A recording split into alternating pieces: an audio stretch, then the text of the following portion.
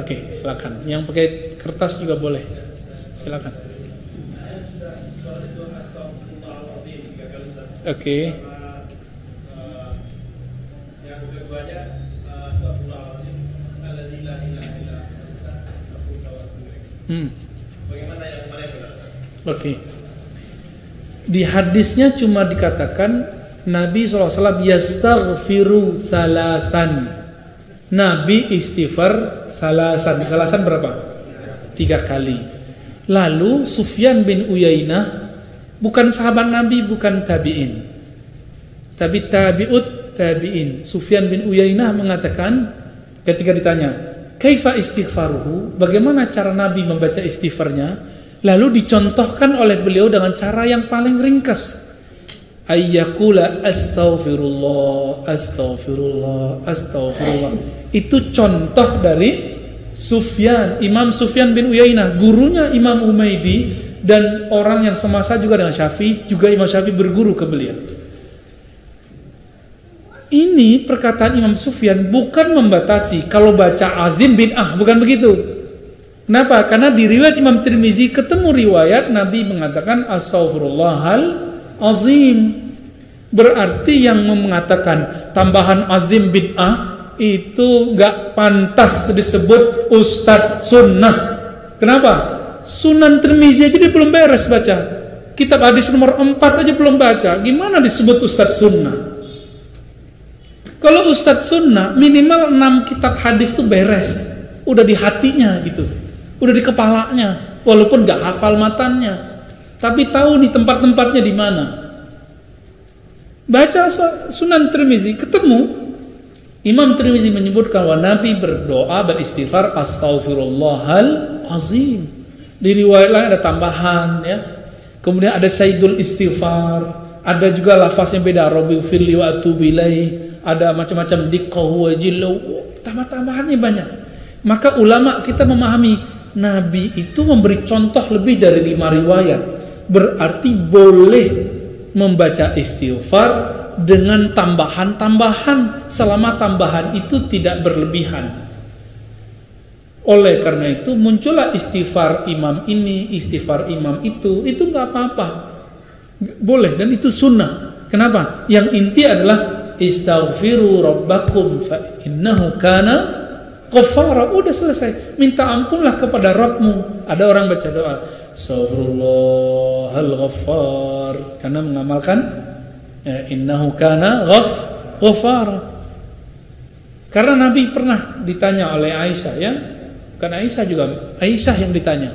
Nabi itu setiap sholat ruku sujud, pas sujud itu kan baca subhana rabbiyal azim, tapi juga membaca subhanakallahumma wa bihamdika la ilaha illa anta allahumma firli. Di riwayat lain enggak pakai la ilaha illa anta. Kata Aisyah, Nabi mentakwil yu'awwilu surat apa? Ayo, idza jaa nasrullahi wal fath. Surat apa? An-Nasr. Wa ra'aitan nasa yadkhuluna fi dinillah. Terus maka bertasbihlah, terus beristighfarlah. Lalu Nabi takwil. Berarti kita boleh ngambil satu ayat lalu kita maknai, kita tafsirkan, lalu kita baca. Nah, jadi ketika ada ayat innahu kana ghaffara, saya mengatakan astaghfirullahal ghaffar. Ada ayat ghafurur rahim, astaghfirullahal ghafurur rahim. Boleh semuanya itu, enggak dibatasi. Jadi Imam Sufyan bin Uyainah bukan sedang membatasi, dia lagi nyontohin. Sama kawan diartikan itu membatasi, nambahin azim aja bid'ah, jadi buku. Allahu Akbar ya. Betapa ketidakmengertiannya itu dijadikan ilmu. Nggak ngerti kok dianggap ilmu.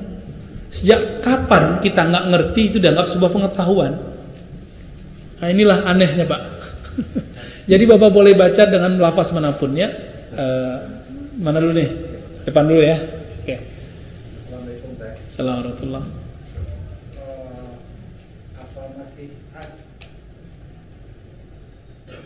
Apa masih ada ulama sekarang mengikhtilafkan tentang hukum bank konvensional tentang ribanya.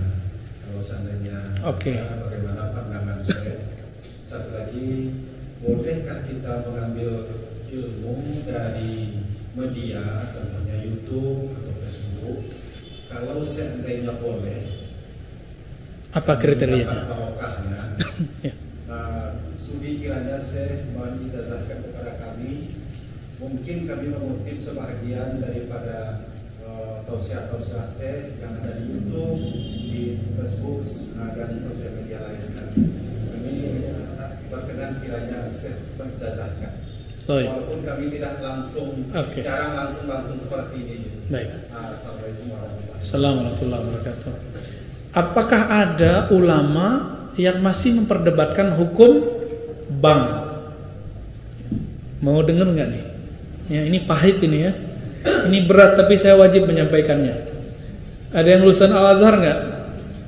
Ada yang pernah ke Mesir nggak? Di Mesir ada Darul Ifta. Darul Ifta itu lebih kuat daripada MUI karena MUI cuma kumpulan ormas. Fatwanya hanya bersifat himbauan. Tapi Darul Ifta itu langsung diakui oleh negara. Itu di Mesir. Ya, fatwanya itu langsung diakui oleh negara. Ulama Mesir tahun 82-83 mengeluarkan fatwa bank itu apapun namanya haram. Alasannya apa? Karena bertambah, ada yang bertambah, bunga apapun namanya disebut dengan riba. Tapi Syekh Tontowi di tahun 87, 88, 89 mengeluarkan pendapat baru, boleh. Tapi pendapat pribadi. Akhirnya di tahun 90-an, 2000-an, ulama-ulama Darul Ifta dan ulama-ulama Azhar kemudian mengkaji kembali. Hasilnya tahun 2003, Darul Ifta Mesir menfatwakan bahwa bank itu halal. Gimana itu? Wah, Ustadz ini liberal lagi nih. Kalau aneh liberal, maka Al-Azhar liberal. Ada yang berani bilang Azhar liberal? Ya. Darul Ifta liberal. Ada yang berani bilang itu. Nah, liberal itu bukan itu. Liberal itu yang ngomong agamanya nggak pakai kaidah. Itu baru liberal namanya. Ya. Apa itu liberal? Yang ngomong agama nggak pakai kaidah.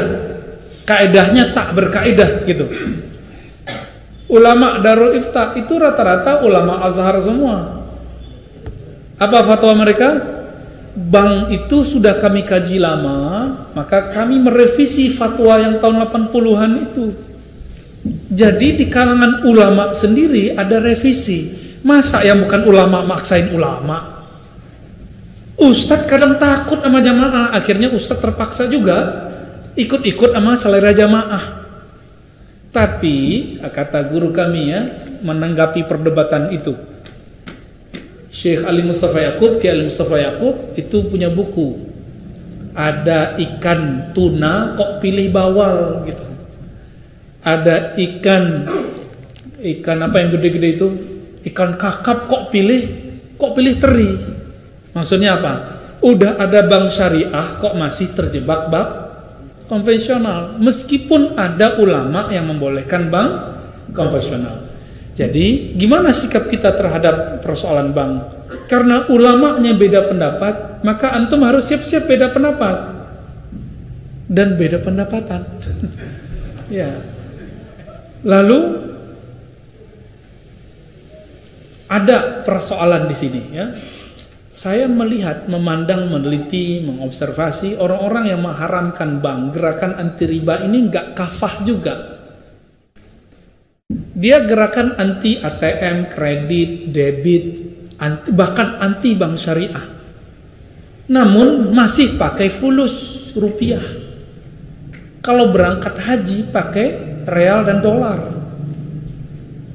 Saya mau tanya, yang mengeluarkan nilai, bukan nyetak. Kalau nyetak ada pencetaknya ya. Yang mengeluarkan nilai angka rupiah itu bank atau emas? Terjebak nih, lagi serius. Lagi serius dibuat begitu jadi kebleng ya. Yang buat itu bank atau bukan? Bank apa yang mengeluarkan nilainya? BI. Antum itu mengharamkan bank tapi pakai produknya, itu tanda nggak paham hukum fikih dan qawaid fikih. Dalam kaidah fikih ada sebuah kaidah at-tabi'u tabi'un. Kalau kamu mengharamkan A, maka apapun yang dihasilkan dari A haram. Kalau kita haramkan bank, maka antum haram menggunakan ATM, haram menggunakan fulus kertas atau fulus koin ataupun elektronik, haram semua. Maka beragama jangan picik, jangan picik. Oh, kita kembali ke dinar dan dirham. Allahu Akbar. Dinar itu diadopsi Rasulullah dari Romawi, ya kan? Nabi aja bisa ngadopsi, masa ente nggak ngadopsi? Ini mau kembali ke zaman barter kali ya? Mau zaman barter? Nauzubillah min dzalik. Yang dianggap ilmu ternyata ketidakmengertiannya. Tidak mengerti itu kalau bahasa kasarnya, Bang, jahilun. Tapi kita nggak pakai ya, walaupun sebenarnya begitu. Jadi ulama kita beda pendapat. Saya sudah tanya ke MUI di pusat, ternyata MUI yang mereka masuk ke DSN, Dewan Syariah Nasional, itu ternyata pas dicek dompetnya separuh itu bank konven, tapi dia duduk di Dewan Syariah Nasional yang membawahi bank-bank syariah. Kan aneh. Iya, ternyata ulama-ulama yang yang menganjurkan bank konvensional sendiri juga belum tentu mengharamkan bank ulama yang menganjurkan bank syariah belum tentu juga menganjurkan bank. Nah, begitulah ya. Dia belum move on 100% gitu. Seandainya Indonesia ulamanya serius, ayo kita bareng-bareng tinggalkan bank syariah, bank konvensional. Hancur juga tuh. BUMN itu membawahi beberapa bank. Kalau kita tutup bank, bisa hancur negara ini. Maka bank itu salah satu nafasnya negeri ini. Antum percaya atau tidak? Buat jalan itu kalau gak ada bank gak jadi. Ya, bangun kampus-kampus Islam, kampus-kampus negeri yang Islam, pesantren-pesantren, semuanya itu yang Islami. Tanpa bantuan lewat bank gak jadi. Kalau lewat bank ketahuan mana yang gratifikasi, ketahuan nggak? Ketahuan, Pak. Tapi kalau pakai kardus, pakai kotak, pakai plastik nggak ketahuan. Hati-hati di sini. Oleh karena itu, saya mengajak, ayo ulama kita sudah buat bank syariah, ya. Namun jika memang belum bisa meninggalkan bank konvensional, ambil seperlunya, tapi bangun semangat untuk membesarkan bank. Ustadz kok pelimpan? Bukan pelimpan, kan antum aja yang belum move on ya. Saya udah 10 tahun sebelumnya saya nggak pernah pakai bank konven. Tapi karena dapat fatwa dari ulama Darul Ifta itu, berani lagi terima beasiswa lewat BNI. Ya, habis itu lewat Mandiri, habis itu lewat apa gitu. Ya, akhirnya kata imam-imam kita di Darul Ifta itu, masyayikh kita, siapa yang terkena perdebatan ini, faliyat yuqallid man abaha. Kalau kamu terjebak dalam satu ini, maka ikutilah ulama yang membolehkannya, biar hatinya tenang. Ini masuk ke khilafiyah. Kenapa dia khilafiyah? Karena bank tidak ada di Quran, tidak ada di sunnah, tidak ada ijma, tidak ada di. Tapi kalau riba ada di Quran, ada di sunnah, ada di ijma, ada di qiyas. Mengharamkan riba wajib. Menghalalkan riba diperdebatkan. Sampai kiamat gak selesai. Jangan paksa orang deh ya. Jangan paksa orang. Ini ambiguitas orang-orang yang anti bank, kok masih pakai duit. Jangan pakai duit baru antum itu pas gerakan anti ribawinya. Ya. Kira-kira begitu. Bolehkah mengcopy? Silakan di-copy jika antum ngopinya dari channel-channel kawan kita yang sudah duluan ngopi. Jangan dihilangkan nama simbol-simbolnya, tanda jujur. Kalau dalam ilmu hadis disebut dengan orang-orang ini siqah tidak mudallis.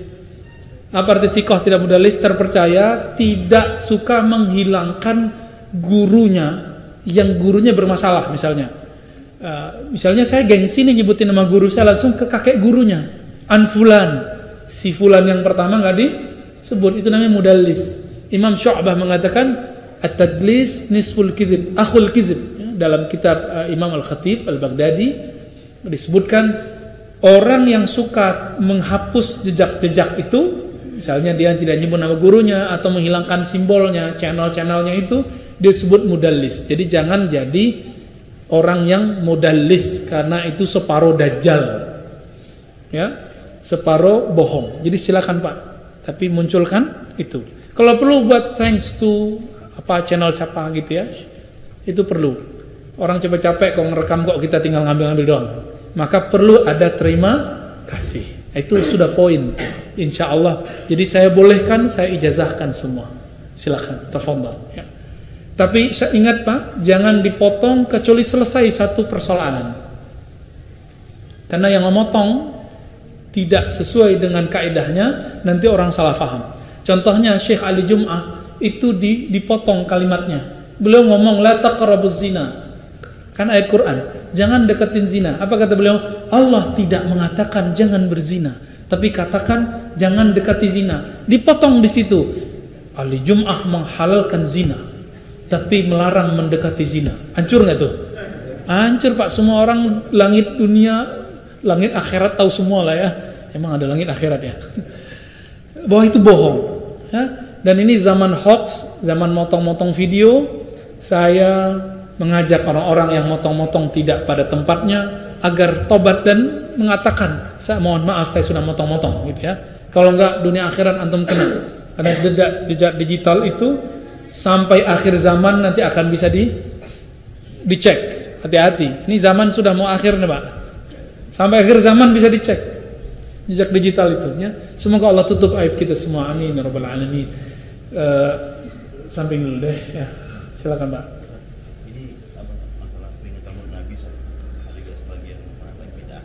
Oke. Nah, ini beliau muazzin kita nanya nih ya tentang Maulid Nabi.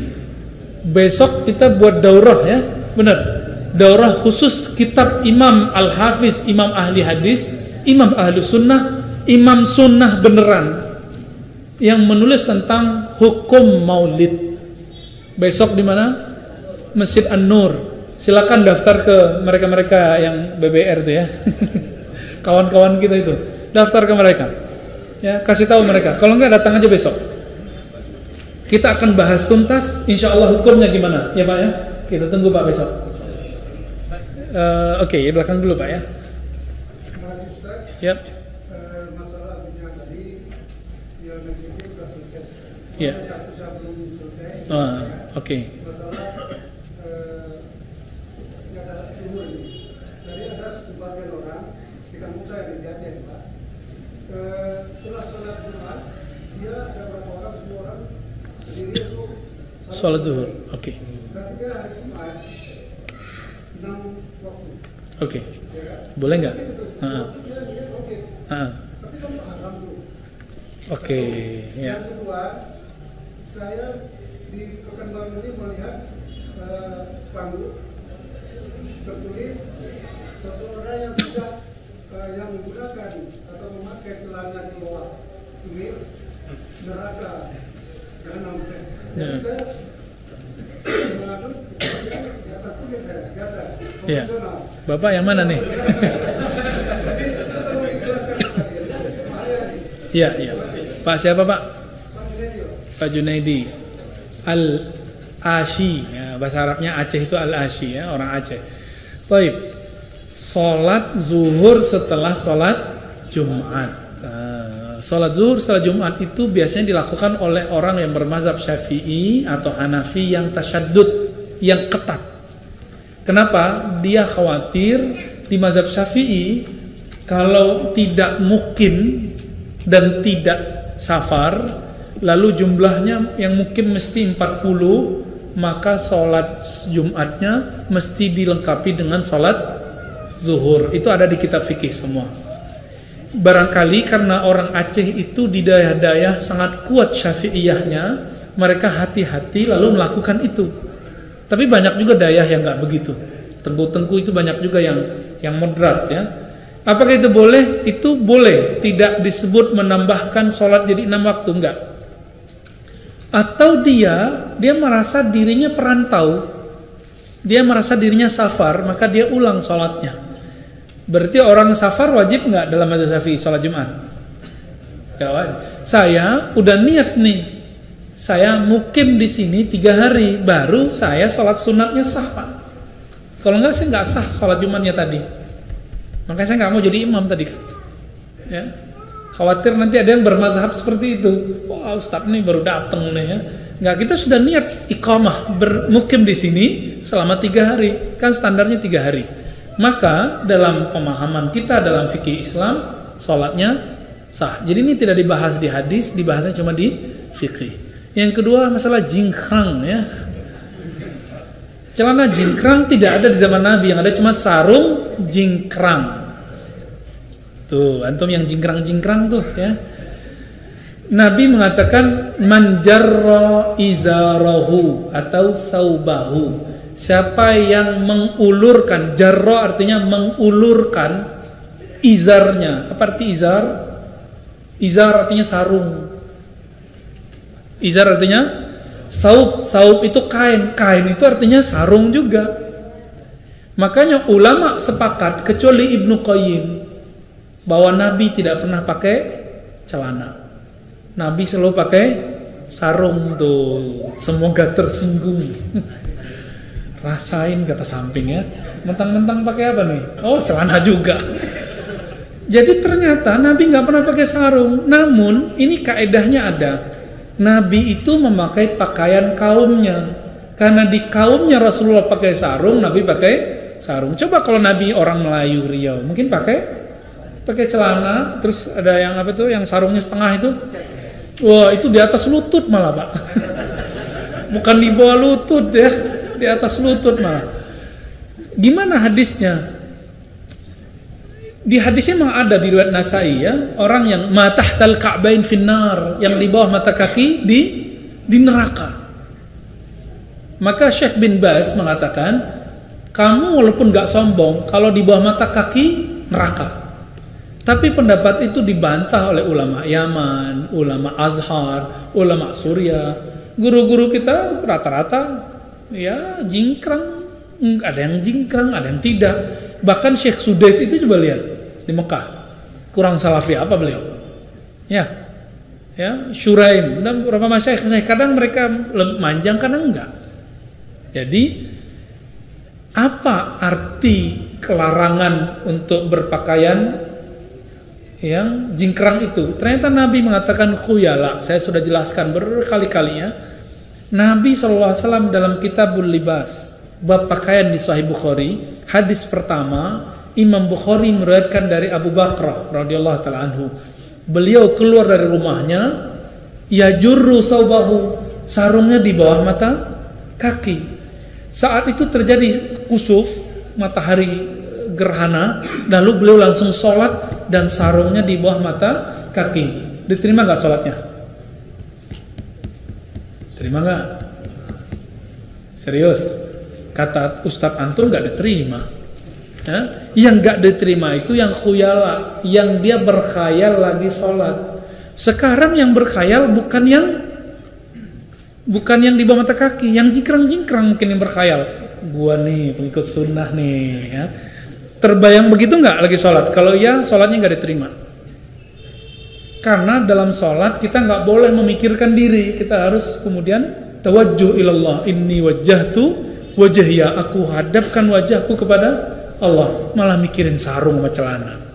Ya, jadi nggak boleh. Jadi silakan yang jingkrang amalkan hadis Ibnu Umar, silakan yang di atas, ya, yang di bawah mata kaki amalkan hadis Abu Bakrah dan Abu Bakar. Kita sudah sebutkan berkali-kali, Abu Bakar kata Nabi, lasta mimman sana'a dzalika khuyala. Anda boleh karena Anda tidak sombong. Hadis Bukhari. Kalau nggak percaya buka sendirilah ya. Ya, tafadhal. Pertama saya ingin tanyain, bisakah kita pada saat mata terbuka itu melihat Rasulullah Sallallahu alaihi wasallam? Yang kedua, saya ingin tanyain, ada inti hadis itu seperti ini saja. Rasulullah Islam ini sudah sempurna gitu. Pada saat Rasulullah meninggal. Jadi ibadah apapun itu sudah sempurna gitu. Itu kawan-kawan kita yang mengatakan kan seperti Maulid kita salah gitu. Sebab di Rasulullah sendiri nggak pernah ngakuin. Kalau gitu nggak perlu ada Quran dong, kan Islam udah sempurna. Nggak ada mushaf. Enggak, itu Quran yang disalah tafsirkan. Al-yauma akmaltu lakum. Surah Al-Maidah ayat 3 ya. Al-yauma akmaltu lakum dinakum. Hari ini aku sempurnakan dinmu. Bukan berarti nggak boleh buat-buat. Kalau nggak boleh buat-buat, kenapa Utsman buat azan 2 kali? Buat Umar buat tarawih 20 rakaat berjamaah. Utsman perintahkan tulis Al-Quran. Ali perintahkan buat harokat.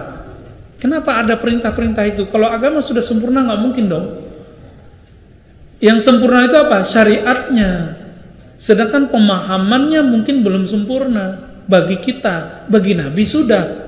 Makanya antara Abu Bakar dan Umar itu kadang Umar lebih faham, kadang Abu Bakar lebih faham. Berarti pemahaman itu yang sempurna cuma Rasulullah Sallallahu Alaihi Wasallam. Jadi itu bukan hadis, itu ayat yang disalah tafsirkan. Bedakan tafsir dengan ayat. Tafsir itu pendapat makhluk. Kalau ayat itu dari Khalik. Ayat tidak boleh beda, tapi pemahaman tafsir boleh berbeda. Sejak kapan orang tidak boleh mentafsirkan beda sama dia? Emang dia Rasulullah? Enggak kan? Jadi gimana dengan tadi? Ya boleh, ya boleh. Terus mungkinkah Nabi dilihat dalam keadaan jaga?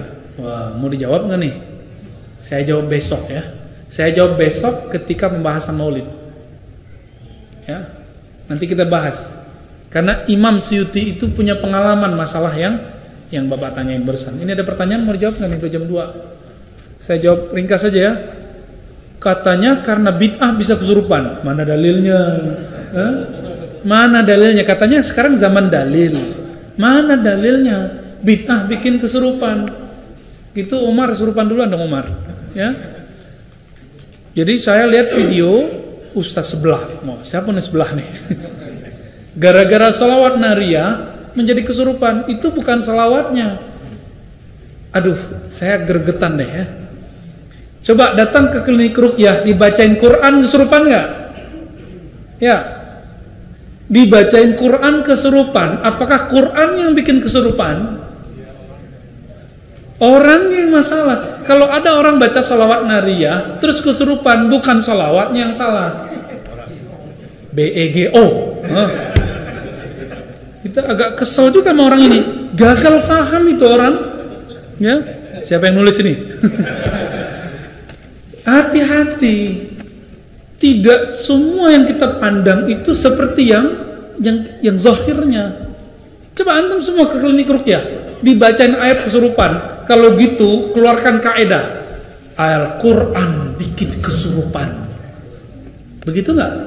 Kafir ente. Masa Quran bikin kesurupan? Masa salawat bikin kesurupan? Dari mana? Nariyah ini Nabi nggak pernah buat. Emang nggak boleh buat salawat baru? Ali buat salawat baru, Imam Syafi'i buat salawat baru, imam-imam kita ahli hadis buat salawat baru. Tapi kalimat intinya sama, Allahumma sholli ala Muhammad. Tambahannya belakangannya itu ekspresi. Itu boleh-boleh aja. Imam Syafi'i, Allahumma sholli ala Muhammad. Kullama zakaraka zakirun wa ghafala an zikrikal ghafilun. Itu ada dalam kitab Imam Syafi'i. Kalau gitu Imam Syafi'i kesurupan Imam Syafi'i itu ya. Allah. Gagal faham ini orang ya. Aliran gagal faham. Apakah benar 1441 ini umur Imam Mahdi 40 tahun? Wow. Dan akan dibayar di Makkah? Enggak, itu hoax. Imam Mahdi betul sudah ada. Cuma di mana kita tidak tahu. Antum gak usah khawatir masalah Imam Mahdi. Pantaskan diri jadi tentara Mahdi. Gak usah pikirkan dia sudah ada, dia dibayar di mana. Gak usah pikirkan itu dulu.